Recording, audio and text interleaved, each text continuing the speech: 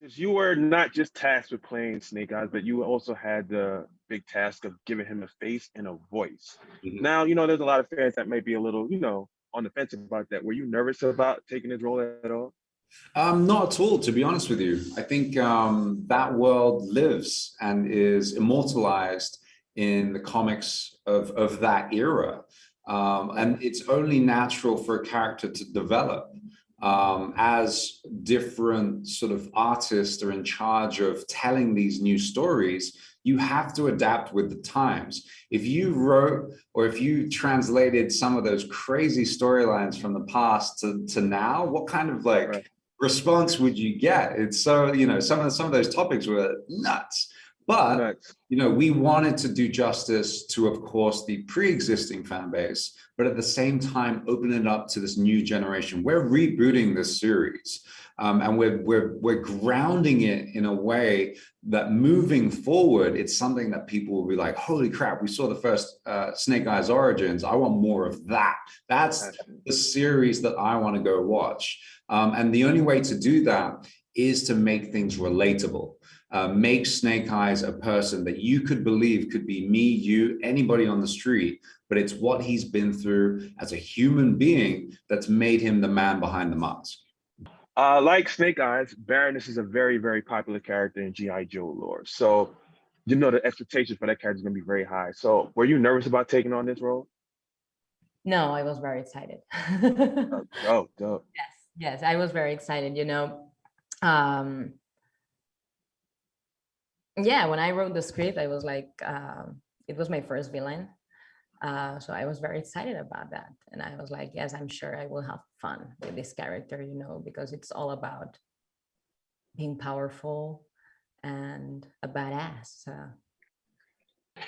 Your character, Akiko, is a new character introduced through this film. So, how did it feel to know that, you're introducing someone new to the whole G.I. Joe lore? How did that feel? I mean, it was pretty terrifying, because all the other characters are such iconic, legendary characters, and to be this like complete newbie was pretty terrifying. But it was great because I got to create her from scratch, really like knead and mold her. So it was very very fun. You're no stranger to fight scenes at all, but and Snake Eyes features some pretty intense fight scenes and some really great swordplay. And you got to work with the great Tanagaki. I don't want to butcher his name. I'm sorry. Yeah. So, what was it like working with him and learning all the swordplay and things like that? Yeah, it was great because I mean it was just trying to find. I think all the stuff that I learned from Mori, I managed to take onto this, and so I didn't have to worry too much about certain foundations. But once you get the sword work, you start with the one sword, then you learn all the basic movements for that, the tachimawari they call it, and studying the Japanese form of action, but that Warrior is a good primer to help me just go into Tommy a lot. I wouldn't say easier, but to know what I wanted to do and how I wanted him to move, how I wanted him to kind of hold the sword. A lot of the basically the movement psychology behind that. That I wanted to differentiate. So yeah, it was hard work. It was. Everything was new and different. I've been shooting La Casa de Papel, which is an action show, but this was different. This was like very pro, and I was like doing a lot of things and boxing and running nonstop. So at the beginning, it was really tough. But then when I started the rehearsals with Samara, that was really fun. And also with the stunt guys, they were very patient with us, and they were super cute. So yes, it was like such an adventure, Before I was an actor, before I had moved from Malaysia to LA, I was doing a lot of travel shows. And one time I was on the road in Malaysia, and I told my entire production crew, I was like, we have to go to the cinema to watch this first installment of Samurai X Rurouni Kenshin. And that was the first time that I was aware of Kenji. And so when they told me, there was like, oh, we've got this great stunt guy, he's done a lot of like samurai work. And I was like, who? It was like, oh, Kenji Tanigaki. And I was like, holy crap balls. Like, if this guy cannot make us look awesome and look cool, like no one can. So the excitement was off the scale. And I think it's evident in the movie how much hard work we all went through to bring these characters to life in a very realistic way. Because again, the audience isn't stupid these days. They can see a replacement, or they can see you know, a stunt man. Of course, we worked with the best in the business, but we made sure we tried our hardest to be the person doing all of that. I mean, he is such a legend, and he's such a ball of energy. So he was very inspiring to work with, you know, and his stunt team were so amazing.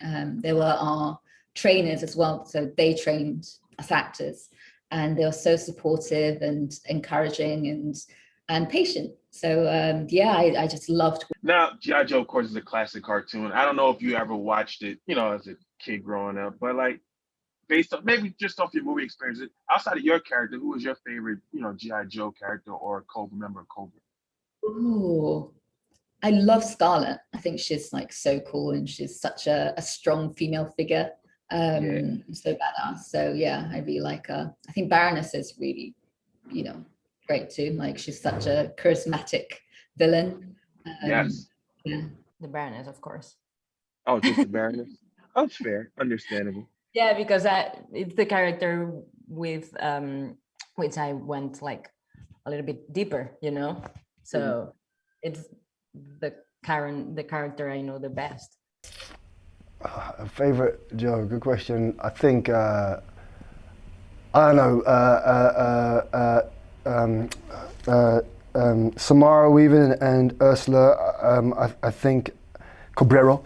I think they're brilliant actresses, Baroness and Scarlett, and I think that I'm big fans of them. So, you know, them, I'd be interested to see how they do things moving forward. You know. Now, Scratching G.I. Joe off the list, I'm pretty sure you grew up watching some cartoons as a kid.